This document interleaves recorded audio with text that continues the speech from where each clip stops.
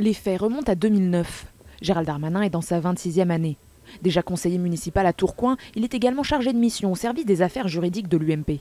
C'est dans le cadre de cette fonction qu'il reçoit une femme. Cette dernière cherche de l'aide dans une affaire judiciaire. Le rendez-vous a lieu au siège du parti. Selon cette femme, Gérald Darmanin lui aurait promis son aide, puis proposé un dîner et enfin une nuit à l'hôtel.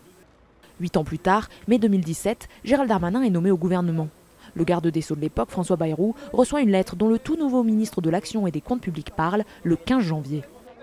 J'ai entendu qu'on avait reçu une lettre de dénonciation calomnieuse infâme me concernant, qui m'accusait d'abus de faiblesse, d'abus de pouvoir, voire de viol. Une plainte pour viol est déposée en juin au parquet de Paris qui ouvre une enquête préliminaire. Mais la plaignante ne répond pas aux convocations des enquêteurs. La procédure fait l'objet d'un classement sans suite le 11 juillet pour absence d'infraction. Mais courant janvier, l'accusatrice adresse un courrier au parquet indiquant qu'elle souhaite être entendue. L'enquête est alors ouverte le 22 janvier pour lui permettre d'être auditionnée 3 jours plus tard. Gérald Darmanin affirme que tout est faux et a lui-même déposé plainte le 17 juin dernier pour dénonciation calomnieuse.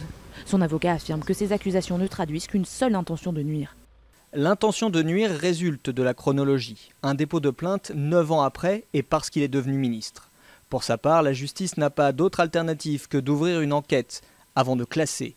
Et nous plaiderons alors la dénonciation calomnieuse, délit réprimé par une peine de 5 ans de prison. Dans un communiqué, le Premier ministre a pour sa part affirmé que Gérald Darmanin avait été d'une totale transparence vis-à-vis des faits et réaffirmé toute sa confiance à ce dernier.